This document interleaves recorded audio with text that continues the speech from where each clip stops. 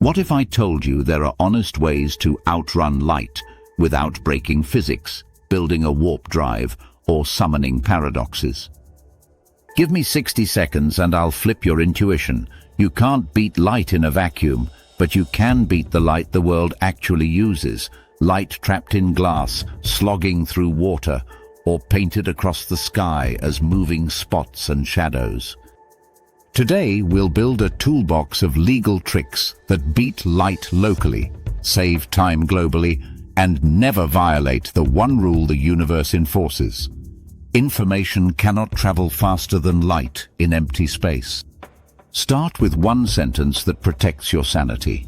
When someone claims they outran light, always ask two questions: light where and information how. Light where forces you to name the medium. In vacuum, the limit is absolute. In air, water, glass, fog, fiber, plasma, light slows down. Information how asks whether a real message rode the supposed shortcut. A streak on a wall, a spinning laser spot, or a contour on a weather map can move faster than light. But that pattern isn't a courier carrying a secret from A to B. With those two questions in your pocket, you can tour every light-beating trick and know exactly why it works. Let's change the ground we're racing on. In vacuum, light is the sprinter that sets the world record. Put that sprinter on beach sand, light inside matter, and the record vanishes. The number that measures the slowdown is the refractive index. N air is barely thicker than nothing. N1.003. So light is almost as fast as in vacuum. Water is thicker, N1.33. Light drops to roughly 3/4 of CP ordinary glass, and optical fiber hover around N1.5. Now light trudges at about 2/3 of CE and snakes around bends as cables twist under streets and oceans. If I send you a message through fiber while someone else sends the same message through air on a straight microwave link, their radio wins even though neither of us breaks C. That's not science fiction. It's how some financial networks shave milliseconds between cities. You outrun my light not by being faster than C, but by choosing a straighter path and a thinner medium. There's a more dramatic example you've seen in photos from nuclear reactors, the eerie blue glow in deep water. That's Cherenkov radiation, light's version of a sonic boom.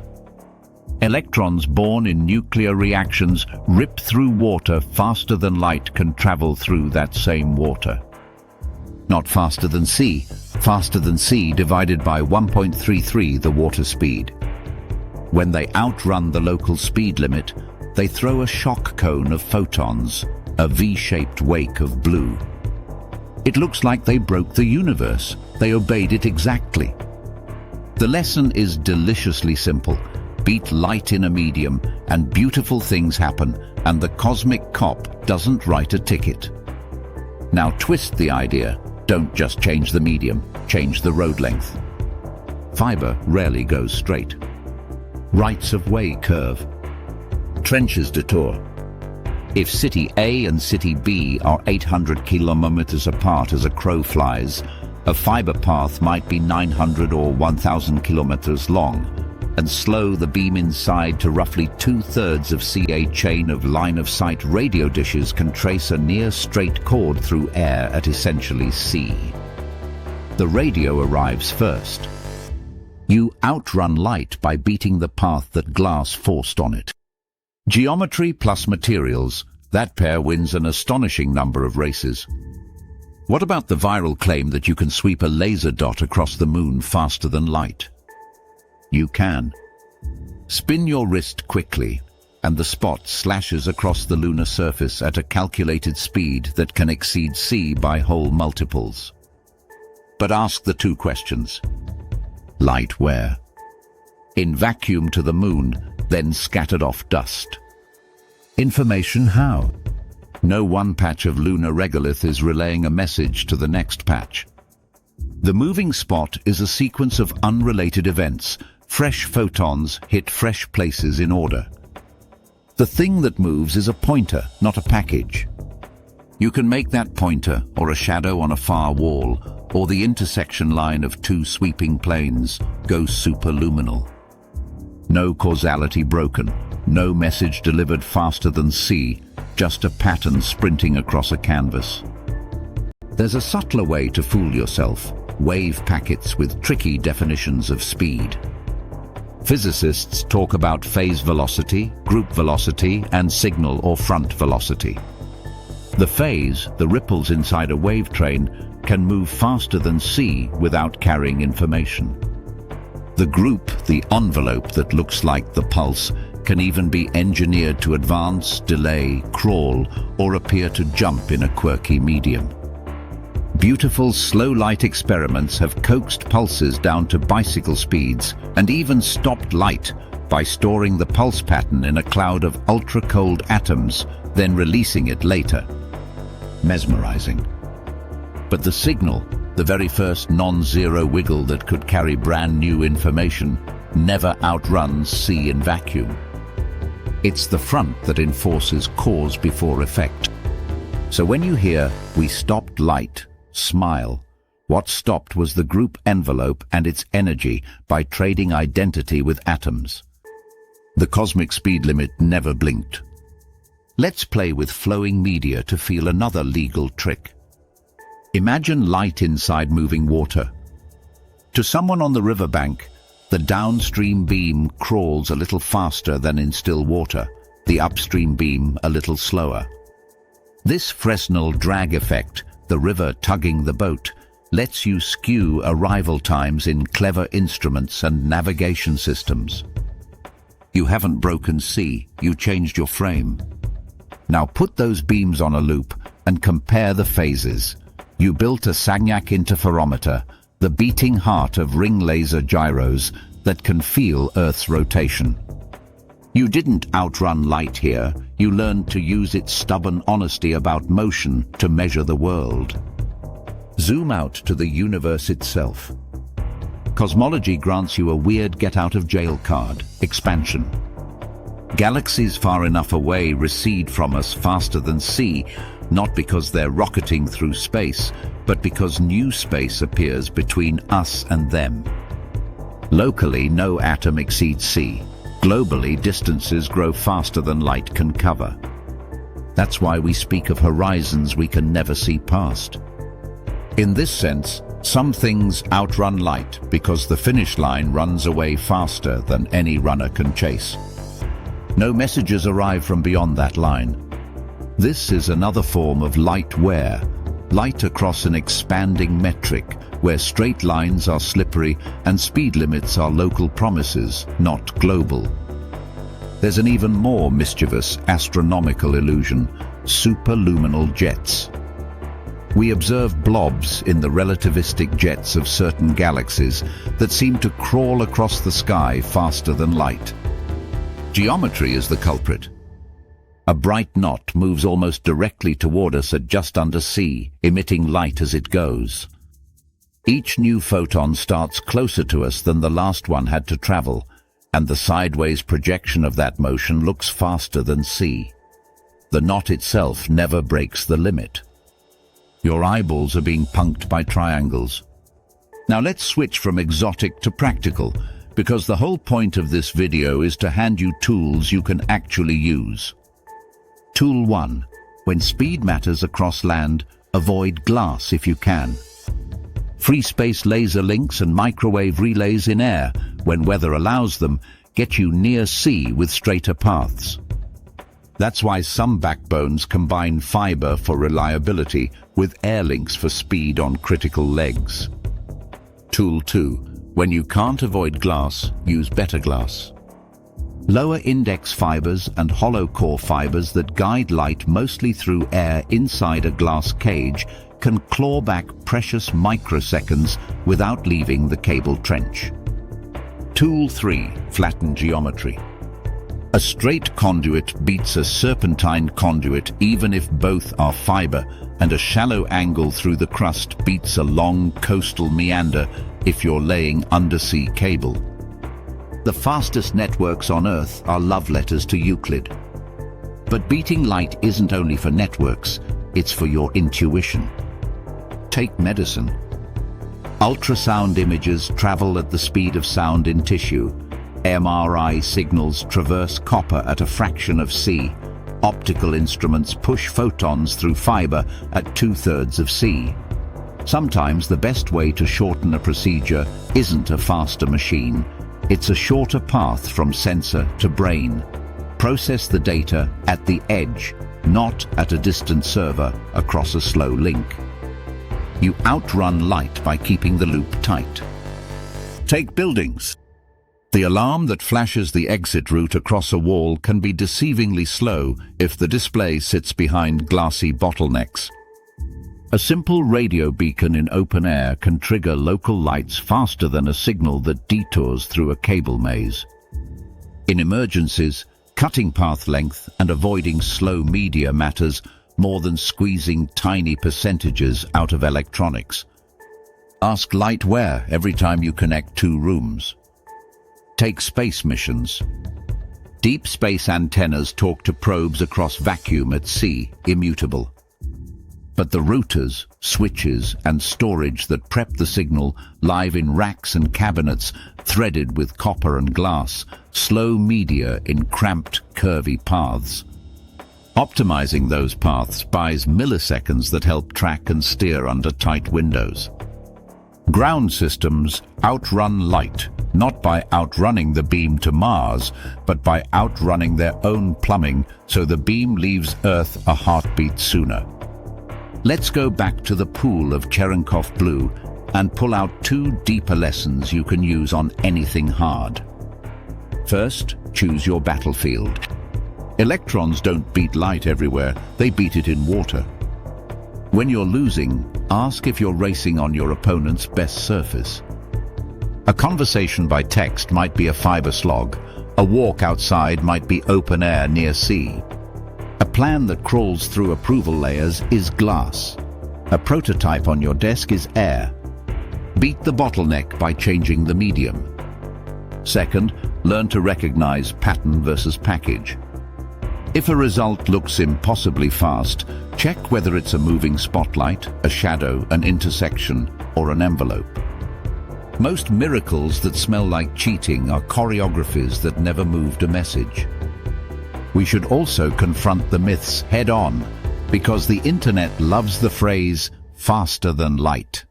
Tachyons, the imaginary particles that always go faster than light, live in equations as mathematical ghosts, not in detectors. Wormholes and Alcubierre-style warp drives rely on matter with negative energy density.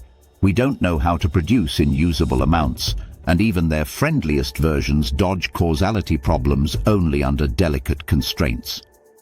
If one day new physics cracks the wall, it will arrive with the same two questions answered in a new way.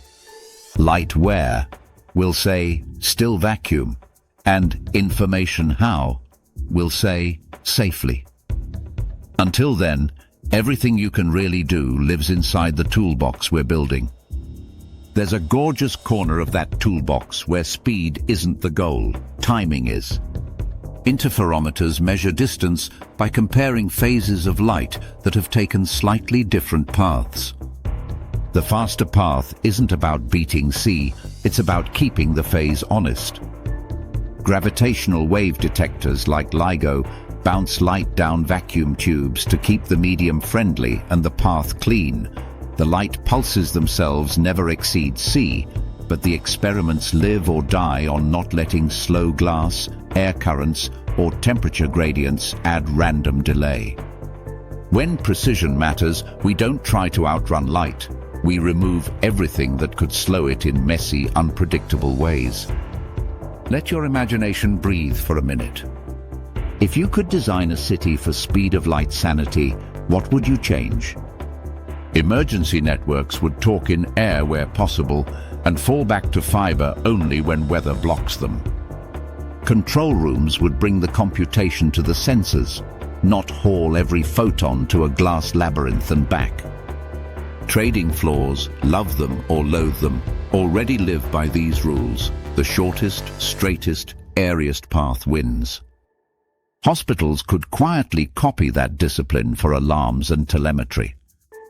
Even classrooms and theaters, a cheap wireless intercom that avoids a building's cable spaghetti can make a cue hit when it should. Light is fast, our choices are slow.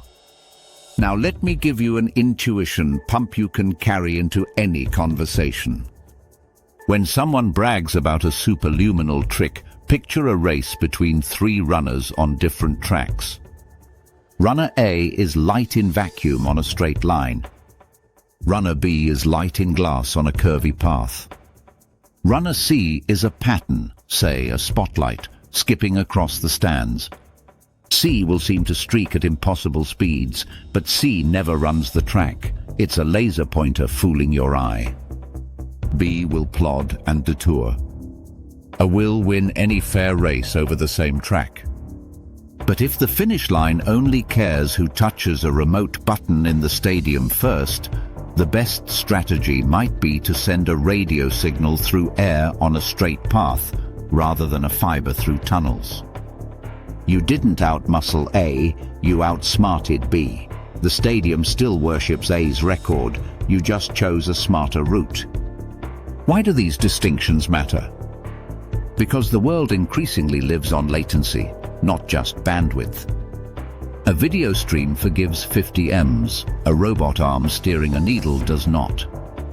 A multiplayer game tolerates 40 Ms, an industrial safety interlock wants 5. In a future packed with autonomous vehicles, drones, remote surgery, and mixed reality, shaving a few milliseconds without cheating physics is the difference between feels magical and feels wrong. Outrunning light the honest way, shorter paths, thinner media, edge decision-making, scales from cities to your pocket. Let's end by revisiting the 2 questions and turning them into muscle memory with a few rapid-fire scenarios. A weather radar shows a line marching east faster than light where? On a screen as a contour being updated pixel by pixel. Information how? The pattern is redrawn. No parcel of air moves that fast. Safe. A research headline says, scientists send light pulses faster than light. Light where? In a highly dispersive medium. Information how? The group envelope advanced, the front did not. Safe. Someone proposes beaming power from a satellite using microwaves to beat ground transmission speeds for critical signals. Light where? Vacuum to ground. Information how? Near see-through air, much faster than glass along a winding terrestrial path. Useful, as long as weather and safety are managed. A rumor claims warp bubble created. Ask, does it carry a message faster than light in vacuum? If the answer dodges into terms about energy densities and lab-scale analogs with no information transfer, file it under beautiful physics demo, not a courier. And if a friend says, I can send a signal faster than light, hand them the 2 questions with a smile. Where is the light you beat? How does your information move? If they can't answer both cleanly, they didn't beat light, they beat a straw man. Here's your take-home, boiled to a sentence you can say at dinner. You can't beat light in a vacuum, but you can beat the particular light your competitor is using by choosing a straighter route, a thinner medium, or a pattern that looks fast but carries nothing. That's not bending the universe. That's learning its house rules and playing beautifully inside them. So the next time a headline shouts, faster than light, don't roll your eyes and don't clap yet. Ask the 2 questions. Smile when you see the trick. And if there's a practical edge buried in the demo, shorter paths, smarter media, cleaner timing, steal it shamelessly. Outrun light where it's slow. Respect it where it's perfect. And remember that the fastest thing in the room isn't a beam. It's a good question, asked at the right time.